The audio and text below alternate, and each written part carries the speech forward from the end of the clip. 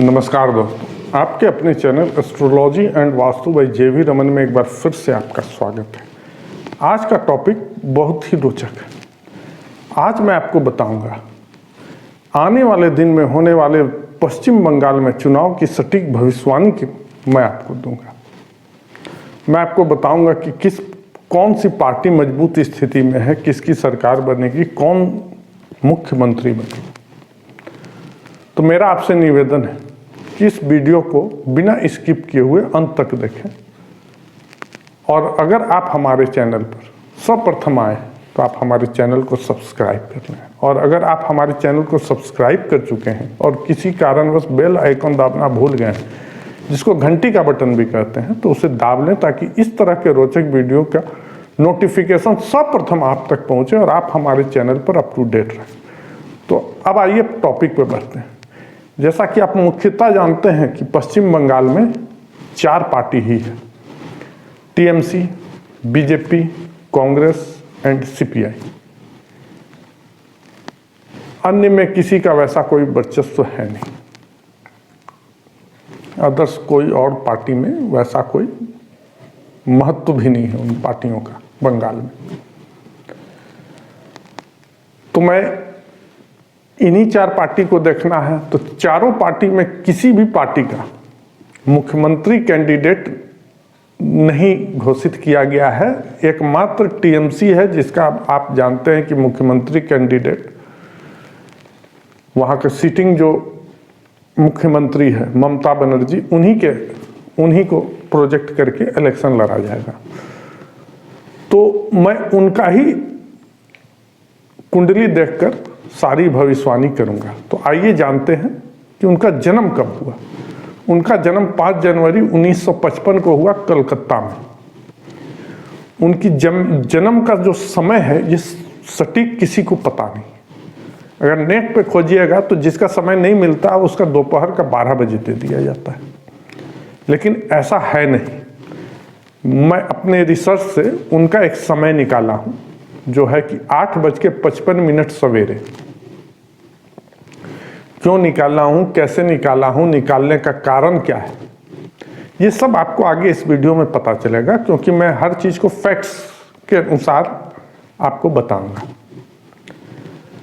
वैसे अगर आपको मेरे 2 और वीडियो देखने हैं तो आप मेरे प्लेलिस्ट में जाइए, इंपॉर्टेंट प्रिडिक्शन।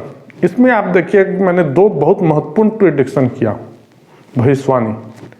वो दोनों 100% सटीक उतरा है। एक पहले कोरोना वायरस पे किया था, जो कि आज भी उसी के अनुसार हो रहा है जो कुछ भी हो रहा है। दूसरा बिहार इलेक्शन, असेंबली इलेक्शन 2020 का, उसमें भी मैंने कुछ नेता का टिप्पण, जो कुंडली है उसका समय बदला था अपने रिसर्च के अनुसार, और वो भी 100% जस का तस भविष्यवाणी निकला।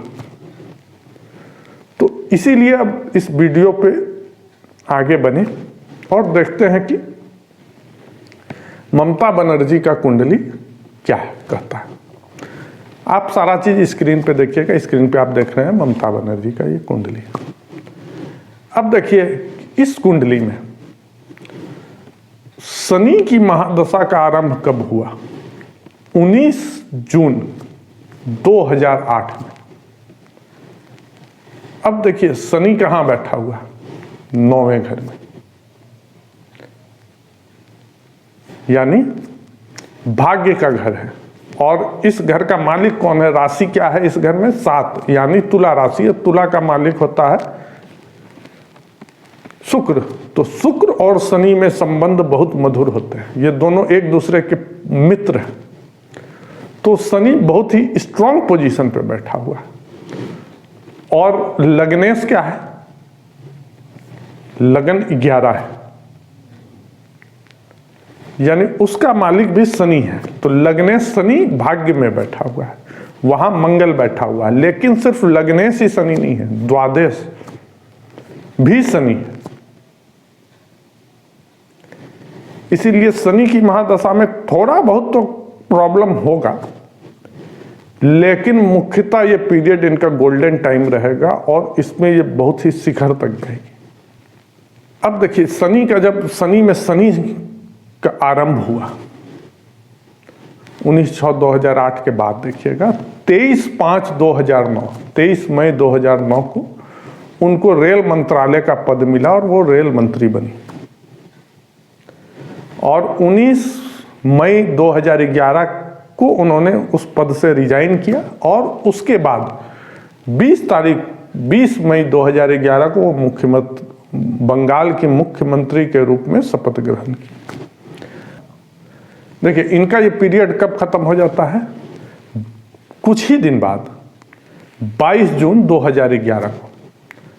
अब देखिए दूसरा, जब सेकंड असेंबली इलेक्शन जो ये जीती, वो जब हुआ उस समय इनका क्या चल रहा था? शनि में शुक्र, वो चालू हुआ था 10 अप्रैल 2015 को और खत्म हुआ 10 जून 2018 में। अब देखिए शुक्र कहाँ बैठा हुआ है?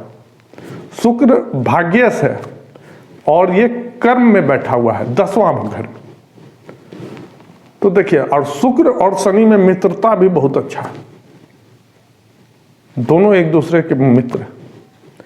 ये पीरियड इनका और भी अच्छा रहा। इनको पहली बार से पिछले बार के जो असेंबली इलेक्शन से उससे ज्यादा सीट मिली। ये अपने चरम पर थे उस समय, ममता बनर्जी अपने चरम पर थी। अब देखिए इसके बाद इनका पीरियड आता है शनि की महादशा में सूर्य के अंतर्दशा। ये पीरियड कब खत्म होता है? 22 मई 2019। अब देखिए सूर्य कहाँ बैठा हुआ है? सूर्य 11वें भाव में, आय के घर में। बृहस्पति उस घर का मालिक है, लेकिन सूर्य और शनि में क्या है संबंध? वो दोनों एक दूसरे के शत्रु हैं। और सूर्य राहु के साथ बैठ के ग्रहण लग रहा है उस पर, इसलिए इस पीरियड में इनको अनेक कठिनाइयों का सामना करना पड़ा। देखिए ये पीरियड देखिएगा 18 में जून के बाद से इनको बहुत सारी कठिनाइयों का सामना करना पड़ा। लोकसभा में इनको बहुत भारी नुकसान उठाना पड़ा था। लोकसभा में जब पिछले बार जितना सीट था उतना भी नहीं आया, लेकिन बहुत नुकसान नहीं हुआ। एक फायदा इनको उस समय भी रह गया कि ये सबसे ज्यादा सीट 22 सीट लाई। उस समय बीजेपी 18 सीट लिया था, को मिला था, बीजेपी को 18 सीट मिला था कि ये इनका वर्स्ट पीरियड था। अब इनका जो उसके बाद इनका पीरियड आया शनि में, शनि के महादशा में चंद्रमा की अंतर्दशा। मिला जुला रहा, वैसा कोई बहुत अच्छा भी नहीं बहुत खराब भी पीरियड नहीं था। लेकिन ये पीरियड कब खत्म हो गया? अभी तुरंत खत्म हुआ है, 1 महीना 2 महीना बीता है, 22 दिसंबर 2020 में। अब इनका पीरियड आ गया है शनि की महादशा में मंगल की अंतर्दशा। अब देखिए शनि की मंगल के साथ शत्रुता है, लेकिन मंगल शनि के साथ न शत्रु है न मित्र है, सम रिलेशन है, न्यूट्रल है। और देखिए शनि लगने से और मंगल लगन में ही बैठा हुआ है। देखिए यहां कॉम्बिनेशन कितना अच्छा बना हुआ है। और देखिए मंगल तीसरे भाव का भी मालिक है और 10वें भाव का भी मालिक है, कर्म का। तो वहां मालिक लग्न में बैठ गया है। देखिए अभी इनका पीरियड जो चलेगा ये बहुत अच्छा तो नहीं कहा जा सकता, लेकिन पहले जो सूर्य का जो पीरियड था इस पीरियड से थोड़ा अच्छा रहेगा, तो इनको सफलता तो मिलेगी ही। अब देखिए क्या होगा, जो सेकंड लार्जेस्ट पार्टी होगी ये सबसे ज्यादा सीट लाएंगी। ये सब उस विधानसभा के इलेक्शन में ये लार्जेस्ट, सिंगल लार्जेस्ट पार्टी होगी। लेकिन जो सेकंड लार्जेस्ट पार्टी होगी उससे इनका अंतर बहुत ज्यादा नहीं रहेगा, वो इस रेशियो में रहेगा। अगर 100 लाता है अगला पार्टी तो टीएमसी 135 सीट लाएगी। 115 लाता है, सेकंड जो पार्टी जो भी रहेगा, तो टीएमसी की सीट 155-56 के करीब रहेगी। अब देखिए, सभी लोग जान रहे हैं कि वहां मुख्यतः तो ही पार्टी में टक्कर है, बीजेपी और टीएमसी में। तो आप खुद भी अंदाजा लगा सकते हैं कि अब क्या हो सकता है, क्योंकि अदर्स को बहुत ज़्यादा सीट मिलने वाला नहीं है। सीपीआई और कांग्रेस भी बहुत मजबूत पोजीशन में नहीं है कि बहुत ज़्यादा सीट निकाल सके। तो मिला जुला के ये कहा जा सकता है कि इस बार भी विधानसभा इलेक्शन में ममता बनर्जी की पार्टी टीएमसी की ही जीत होगी और ममता बनर्जी तीसरी बार पश्चिम बंगाल की मुख्यमंत्री बनने जा रही है। मुझे उम्मीद है कि आज का वीडियो आप लोग को पसंद आया होगा और आप लोग समझ भी गए होंगे। अगर ये वीडियो आप लोग को अच्छा लगे तो ज़्यादा से ज़्यादा शेयर करें और लाइक करना ना भूलें। और इस वीडियो को अंत तक देखने के लिए आपका बहुत बहुत धन्यवाद।